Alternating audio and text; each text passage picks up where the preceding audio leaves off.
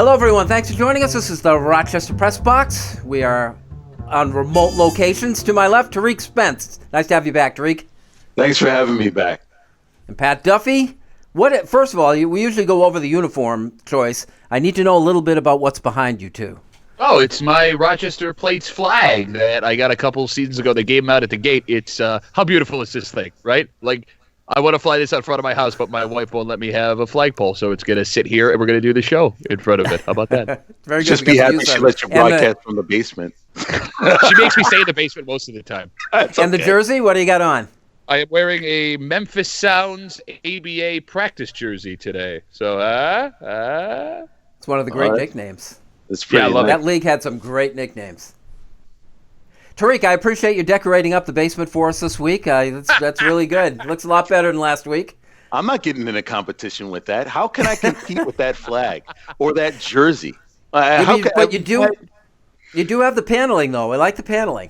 Yeah, keep it solid and plain. I'm just a straightforward kind of guy, and I don't have I don't have any of that product in the background. Well, Tariq, let's start with you. We were going to talk a little bit about, since it seems like all these sports networks, and man, do I feel for the sports talk show hosts that are going 3 hours every day with nothing new to talk about. But there's a lot of repeat business being offered on television. If you had your choice of anything to see again, what would you like to see? Young version of me would see the 86 Mets, Game 6. I'm sorry, Bill, I'm sorry. It's against your Boston Red Sox. I'm sorry. Was it? I don't recall that game. I know. I would purge it from my memory, too. If I had a chance to win the World Series 2 games into the Game 6 and Game 7. That would be the one for the young version of me. As I got a little bit older, the Super Bowl for the New York Football Giants, 2008, then again in 2012. And as you well know, because I don't want to upset Duffy, I left the year 1991 out, purged it from my memory. I would never bring that up. Wide right. Oops. Hey, do your kids know that you're using their Halo headset while we're doing a live television show here, or why are you going to be so mean about everything all the time? Well, actually, my son sold it to me, so no, I have. But those would be the ones. College basketball, I would have to go Villanova, North Carolina. In 2016, buzzer beater 3 to win the national championship. Those would be the games I'd watch all over again. Pat, I'm guessing that wide right's not on your list. No, and Tariq is now off my list forever as well. Till next week. The game I want to see over again, it's strictly a personal thing because of the insanity it took for me to be there. I think it was 07-08 American League Championship Series. It was a Game 5, Oakland Athletics versus Detroit Tigers. My dad and I had gone to Detroit to watch the Bills play the Lions on Sunday. Saturday night, the game was happening, and we just happened to be there, and we tried to scout tickets. We couldn't find them anywhere. They were out of this world expensive. So we thought, hey, why don't we just walk down by the ballpark, see what happens? A cabbie sells us standing room only tickets for $100 each, which was insanely low for what they were going for. And we made him wait while my dad got through and I waited on the other side where I could pay him to make sure they were real. Long story short, the game goes into extra innings, and Maglio Ordonez hits a walk-off series-clinching home run to send the Tigers to the World Series. It was insanity. Concerts in the streets, cars getting flipped over. It was the greatest sporting event I've ever been to. I cared nothing about the Detroit Tigers, but I had been waiting literally hours to see that team in the World Series, so it was very satisfactory for me. Man, that's tremendous. You know, mine doesn't have a personal recollection like this because actually it took place before even I was born, which means there is like next to no record of it. But I would have liked to have seen what that Rochester Royals looked like in 1951 when they won the NBA championship. You know, set shots. And Tariq, it's funny, you know, I put 24 hours between the time where I decided that that's the game that I wanted to see, and then thinking about asking you if there's any matter of offense taken because this is a pre-integrated NBA game. I mean, how much does that factor into the fact it's historically relevant? Rochester won the 1951 NBA championship. They had 3 Hall of Famers on the court. But how relevant is it to you as, you know, kind of a spokesman at WDKX and all? Does that offend you at all? It does, because you're not putting the best athletes. What I love about sports now is you're putting the best athletes at the number one level, the 1% taking on the 1%. That at that time, because of the way the country was run, because of the way people's mindsets were set, there was the feeling as if those athletes couldn't exist past one race. And I think that's what's so frustrating about it. Now that we've got more of an open mind and understanding that athletes are everywhere, they come from all shapes and sizes, every background, every part of the world. You didn't know at that time, because we didn't have so much social media or any other form of understanding anybody who could play this sport, and it wasn't open to everybody on a professional level. You could not have known how great other players could have been. There was just a theory until those barriers are broken, and then we're all playing basketball and we just want to see the best players. So, it's a different mindset then. But yeah, of course, I'm sure there were some excellent athletes that never got a chance just because of their race. And that's what robs everyone of what greatness is. Well, it's interesting answers. This is the Rochester Press Box, and we're going to talk Buffalo Bills next.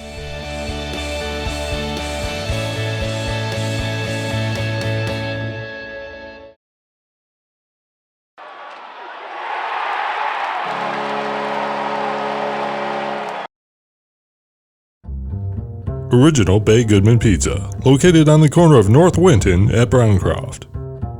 There are 3 ways to get the original Bay and Goodman delivery. Go to baygoodman.com.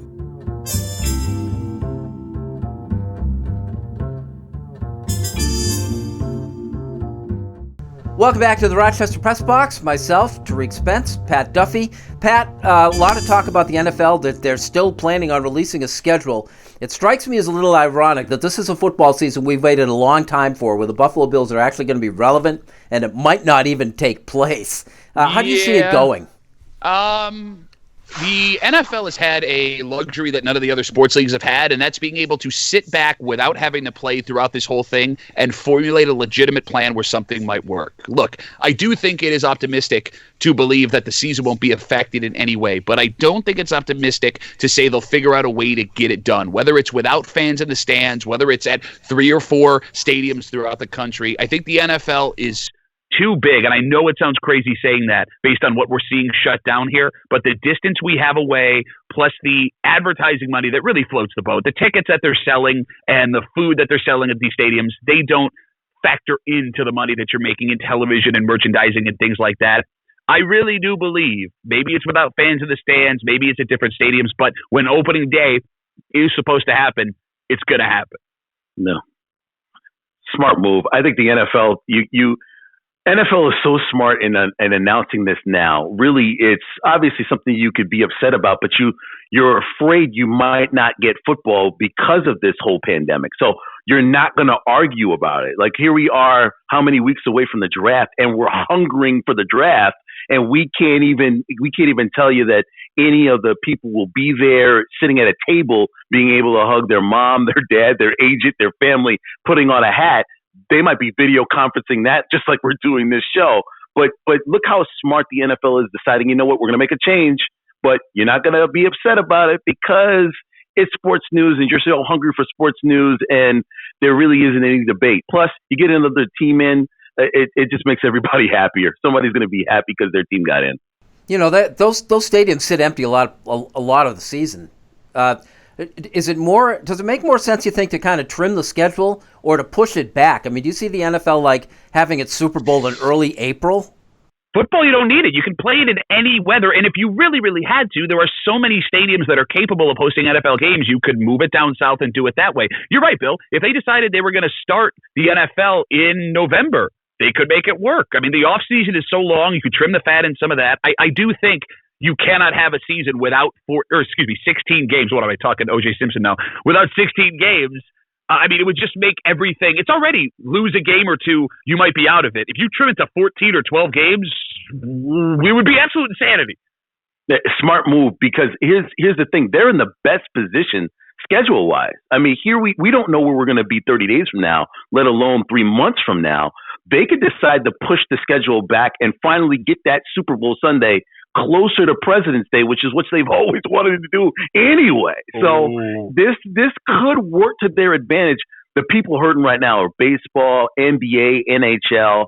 I don't want to even say it. I'll just let time roll out with the possibility of what it's going to roll out. But there is a worst case scenario for the 2020 season. We are the Rochester Press Box. Me, Tariq Spence, Pat Duffy. Like it or not, it's next.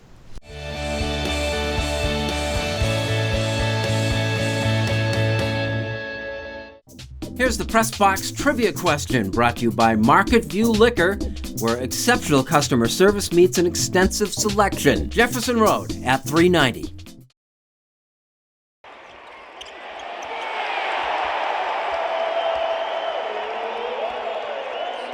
Here's the Press Box trivia answer, brought to you by Market View Liquor, where exceptional customer service meets an extensive selection. Jefferson Road at 390. Welcome back. Thanks for joining us. We're the Rochester Press Box. Like it or not, Tariq, let's go to you first. How about the proposal by Major League Baseball in terms of trying to get their entire schedule in, which I think is a little silly. Nevertheless, adopting what they do in the minor leagues, and that's playing doubleheaders at 2 7-inning games. Doubleheaders are going to require you to expand your roster. That puts a lot of strain on your players.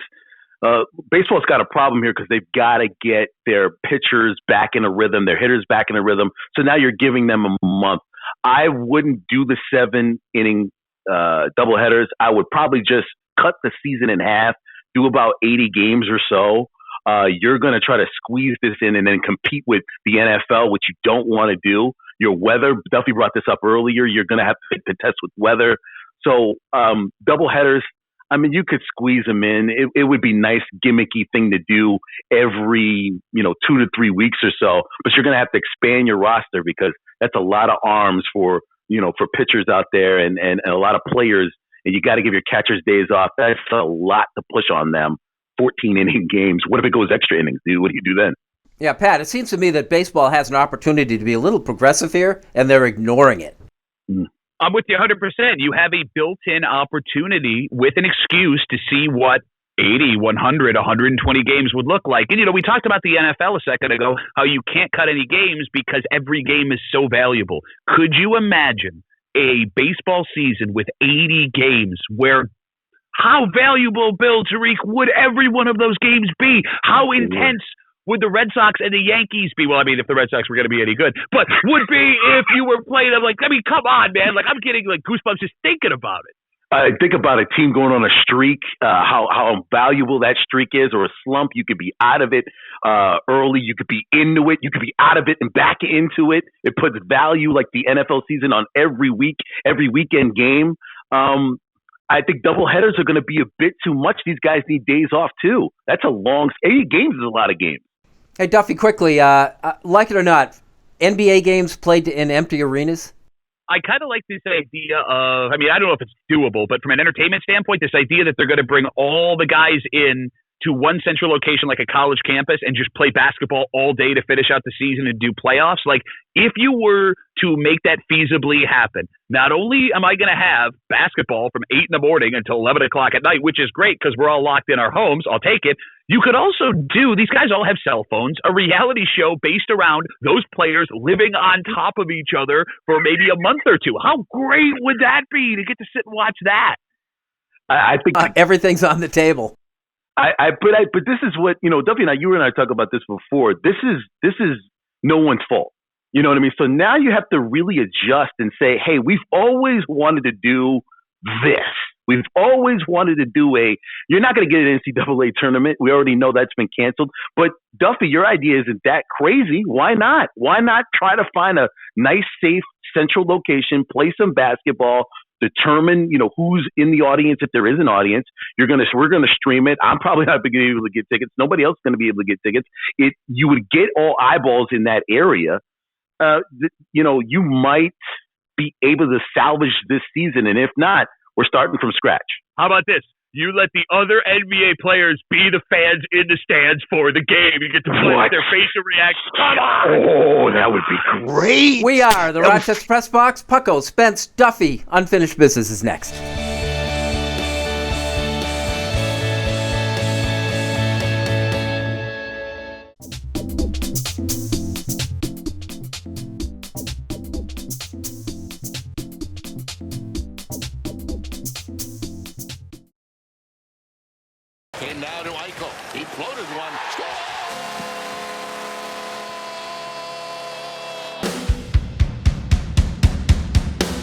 Thanks for joining us and welcome back. This is the Rochester Press Box. Bill Pucko, Tariq Spence, Pat Duffy. Unfinished business. Pat, start us off.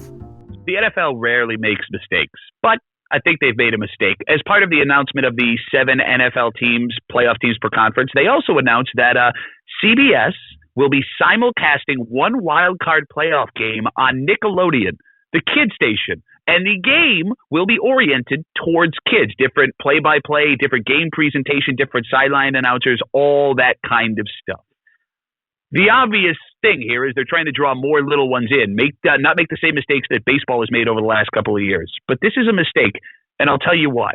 The Bills made the playoffs for the second time in 3 years, played the Texans. It was one of the biggest games of the last 25 years for the Buffalo Bills. If my daughter found out that that game was also on Nickelodeon, she would be screaming till we watched that game on Nickelodeon. And so help me God, if I had to watch one of the most important Bills games of the last quarter century on Nickelodeon, I would have lost my damn mind. There are going to be fathers watching their favorite team on a kid station being presented for ages 5 to 13 years old, a team that you've sweat and bled for all season long. How many fathers are going to be able to deal with SpongeBob SquarePants telling them that it's 3rd and 7, missing all of the adult aspects of the game? It's a horrible idea, and I make a prediction. It happens one time and one time only for the reason that I'm saying now. For the Olympics, they made the decision that was the right decision. They're going to have the Olympics, just not this year. It gives the athletes a chance to mentally recover, but it also gives them a chance to get ready to prepare for a one-shot deal. They could have canceled the Olympics in Tokyo altogether and moved on with this pandemic. They decided to give it 1 year and one last chance. Listen, a lot of people got a raw deal when it comes to the world of the coronavirus or COVID-19 that are not in sports. I understand these athletes put in more than just 3 years to get ready for the Olympics. I understand they put everything they have into this great moment and might not have any other great moments after this, since a lot of those sports are basically done after the Olympics. It was the right thing to do. It's the biggest sporting event. It set the example after the NBA of canceling itself. I just think it's a great idea to just wait another year, July of 2020, have the Olympics then, when everything will be appreciated 10 times more. The world should celebrate in 2021. 1, we're past this. 2, we get to celebrate sports all together. Hey, the Buffalo Bills have 28 players on their Wall of Fame. 8 of those guys represent the 1964 and or 1965 American Football League championship teams. One of them was Albert Golden Wheels DeBenion. It's called Golden Wheels by quarterback Richie Lucas, who's a one-year quarterback for the Bills, who said about DeBenion, he can't catch, but man, he has those golden wheels. And it stuck. And DeBenion got the last laugh in the deal because Lucas is out of the league in a year, and DeBenion is still the number 4 ranked pass receiver in Buffalo Bills history. And he played on those 2 championship teams. Then there was 2 years later, DeBenion was in 1960, by the way. He was the only one on the Wall of Fame who was an original member of the Buffalo Bills when they actually formed in 1960. Well, 2 years later, Mike Stratton came along and changed the Buffalo Bills defense. It was the best in the 10-year era of the American Football League, and he is famous for making the greatest tackle in the history of the team. Keith Lincoln was the MVP of the league that year, playing for the San Diego Chargers in the title game in 1964. He had already scored a touchdown in the game. He was an amazing player, having an amazing year. They threw a little swing pass out into the flat. When Lincoln turned to go upfield, Stratton hit him rib high, cut him in half, broke a rib, and put him out for the game. It's one of the greatest tackles in the history of the NFL and the single greatest defensive play ever by the Buffalo Bills. Well, last week we lost Mike Stratton. We lost DeBenion on Christmas Eve, and I don't think that their passing should go unnoticed because these were 2 very key players in the true golden year of Buffalo Bills football, 1964 and 1965.